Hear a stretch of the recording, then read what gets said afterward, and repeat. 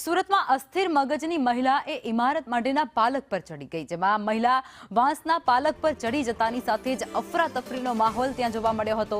નવી civil hospital પરિસરમાં આ આખી ઘટના બની છે। ફાયરની ટીમે ભારે જહેમત બાદ આ મહિલાનું રેસ્ક્યુ કર્યું હતું। સુરતથી આ તસવીરો સામે આવી રહી છે। આ વિડીયો જેમાં એક અસ્થિર મગજની મહિલા સંવાદદાતા જયેન્દ્ર પાંડે અમારી સાથે જોડાયા છે।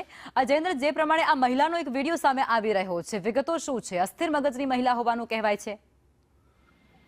જી લક્ષ્મણ, જેને કે વાત કરવામાં આવે સુરત નવી સિવિલ હોસ્પિટલ જે કોવિડ બિલ્ડિંગ છે જૂની, તેના ત્યાં બાંધકામ ચાલી રહ્યું છે કે બાંબુ ઉપર આજે વહેલી સવારે 4:30 વાગ્યાની આસપાસ એક અસ્થિર મગજની મહિલા ચોથા ફ્લોર જેવો બાંબુ ઉપર ચડી ગઈ હતી અને સ્થાનિકોની નજર જતા તેમણે જે ઉત્સાહ મચાવ્યો હતો, પરંતુ મહિલા જે છે તે ઉત્સાહ મચાવતા અંતે ફાયર વિભાગને જાણ કરવામાં આવી હતી। જેથી મજૂરા ફાયર વિભાગનો કાફલો ત્યાં પહોંચ્યો હતો અને મહિલાને ભારે જહેમત બાદ નીચે ઉતારી સિક્યોરિટી ગાર્ડને સોંપ્યો હતો। આ મહિલા કોણ છે, શું છે, સમગ્ર બાબતે હાલ વડોદરા પોલીસે આગળની તપાસ હાથ ધરી છે।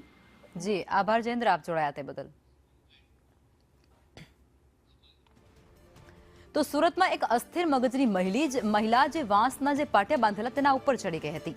આ ચડતાની સાથે જ અફરાતફરીનો માહોલ સર્જાયો હતો। જો કે સાવચેતીના ભાગરૂપે ફાયરના જવાનોને તાત્કાલિક આ બાબતની જાણ કરાઈ હતી અને ફાયરની ટીમ દ્વારા ભારે જહેમતે આ મહિલાને ત્યાંથી નીચે ઉતારાઈ।